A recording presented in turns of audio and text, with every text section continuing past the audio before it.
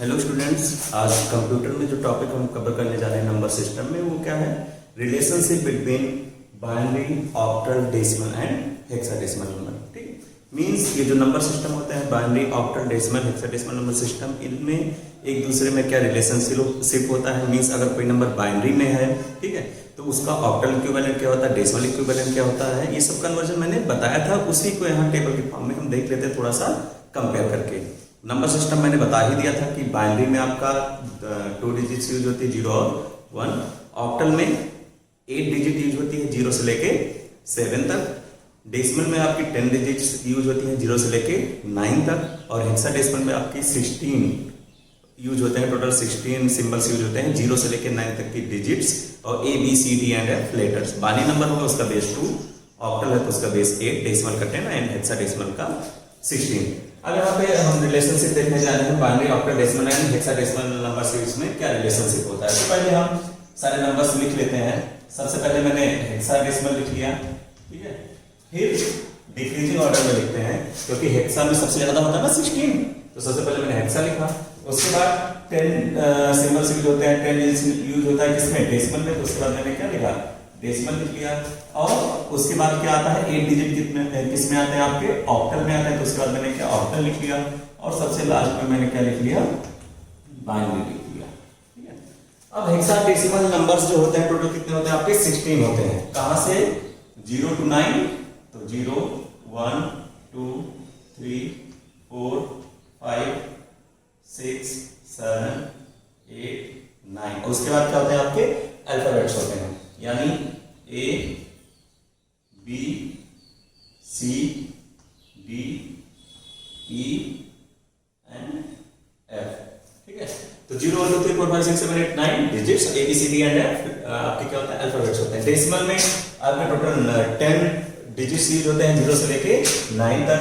तो क्या हो गया, 0, 1, 2, 3, 4, 5, 6, 7, 8 एंड 9, ठीक है। ये आपका क्या हो गया, डेसिमल हो गया। अगर ऑक्टल में देखें तो टोटल आपके कितने डिजिट्स यूज होते हैं, 8, ठीक है ना। 0 से लेके 7 तक, यानी 0, 1, 2, 3, 4, 5, 6 एंड 7। बाइनरी में केवल आपकी 2 ही डिजिट यूज होती है, 0 और 1, ठीक है। ये चीजें मैंने पहले बता रखी है कि हेक्साडेसिमल में 0 से लेके 9 तक की digits, A, B, C, D and F letters. Decimal में 0 से लेके 9 तक 10 डिजिट्स, ऑक्टल में 0 से लेके 7, 8 डिजिट्स। और बाइनरी में 0 और 1 केवल 2 डिजिट्स यूज होते हैं। अब देखो, हेक्सा में भी 0 का मतलब क्या होता है, 0 होता है, ठीक है ना। यानी हेक्सा में जो 0 होता है, डेसिमल में भी उसे 0 ही कहते हैं, और ऑक्टल में भी उसे 0 ही कहा जाता है, ठीक है। और बाइनरी में भी उसका मतलब 0 ही होता है। हेक्सा में कोई चीज 1 है, डेसिमल में भी उसे 1 ही बोलेंगे, ऑक्टल में भी उसे 1 ही बोलेंगे, और बाइनरी में भी उसको 1 ही कहेंगे, ठीक। अगर हेक्सा में 2 है, डेसिमल में भी उसे क्या बोलेंगे, 2 ही बोलेंगे, ठीक है। ऑक्टल में भी वो आपका क्या है, 2 ही रहेगा। बट बाइनरी में आपका 2 नहीं आता है, ठीक है। तो आप 2 का इक्विवेलेंट बाइनरी देख सकते हो। 2 का इक्विवेलेंट बाइनरी होता क्या, तो मैंने शॉर्टकट बताया था आपको ना, डेसिमल से बाइनरी निकालने का। तो 1, 2, 4, 8, 16 ऐसे आप बना सकते हो। तो 2 का बाइनरी क्या होता है, यहां से देख लो, 2 के नीचे 1 लगाना पड़ेगा। इधर आप 0 लगाओ चाहे ना लगाओ कोई मतलब नहीं, लेकिन अगर इधर में कोई डिजिट बचती है तो वहां क्या लगाना पड़ेगा, 0। तो 2 का बाइनरी क्या होता है, 1, 0, ठीक है। डेसिमल टू बाइनरी कन्वर्जन मैंने बता रखा है, उसके अकॉर्डिंग आप देखिए। यानी अब देखो, 0 को 0 कहते हैं बाइनरी में, बाइनरी में 1 कौन कहते हैं, लेकिन 2 में बाइनरी को हम क्या कहते हैं, 0 एंड मतलब 0 और 1, ठीक है। हेक्सा में 3 को 3 कहते हैं, डेसिमल में उसको 3 को 3 कहते हैं, ठीक है।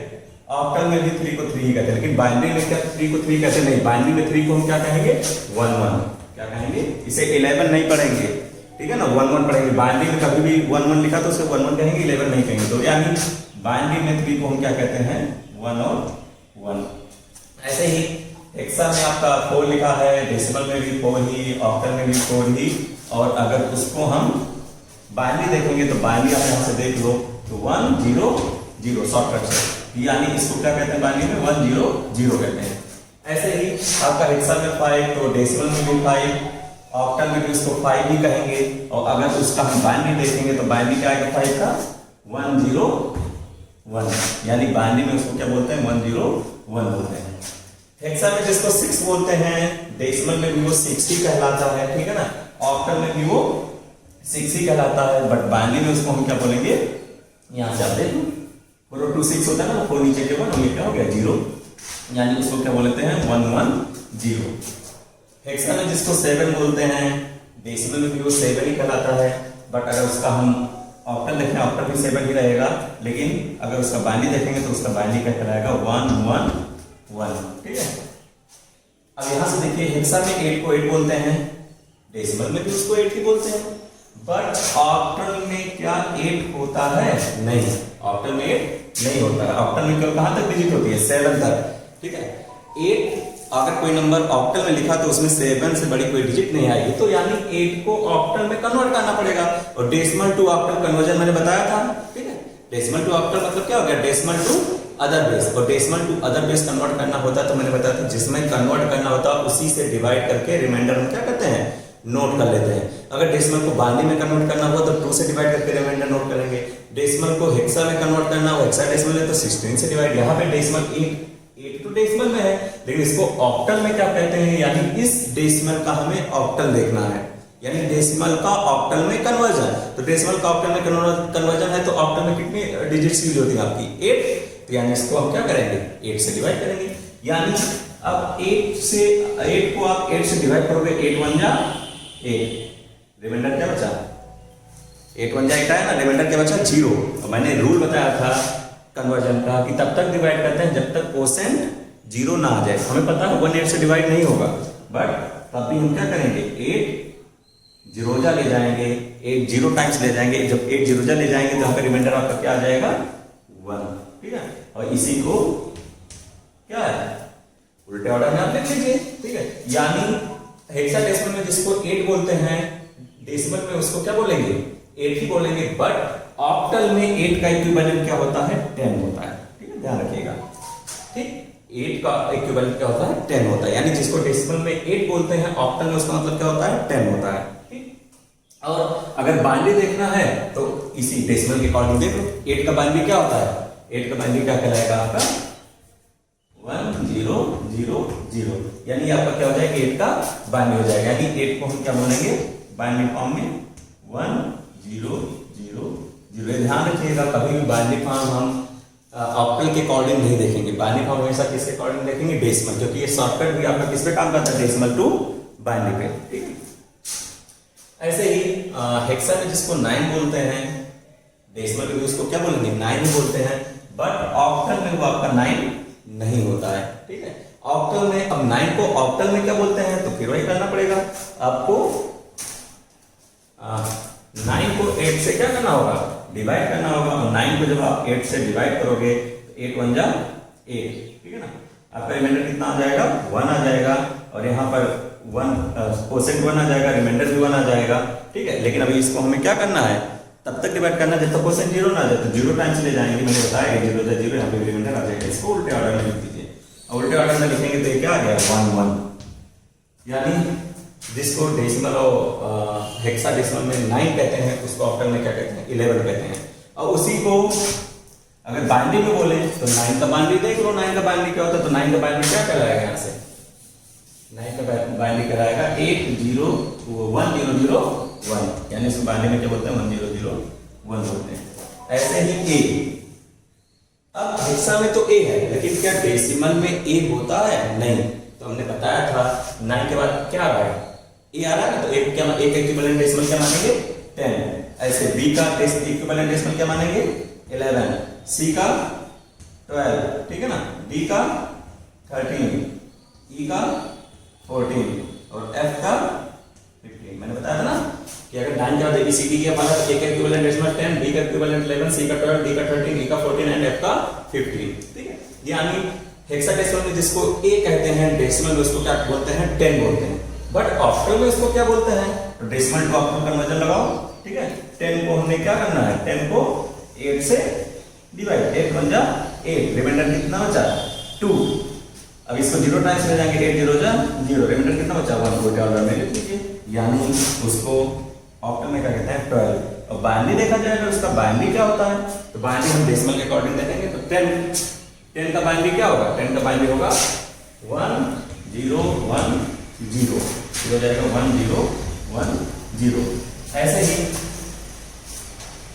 हम बी का देखेंगे तो बी जिसको हेक्सा में बी कहते हैं, डेसिमल में उसको 11 कहते हैं, ऑक्टल में उसे क्या कहते हैं, तो इसको फिर से डिवाइड कर लीजिए, 11 को किससे डिवाइड कर लेंगे 8 से, 8 1 जा 8, कितना रिमाइंडर बचा 3, 8 0 जा 0 1, और इसको उल्टे ऑर्डर में लिख लीजिए, यानी इसको क्या कहते हैं ऑक्टल में क्या कहते हैं 13।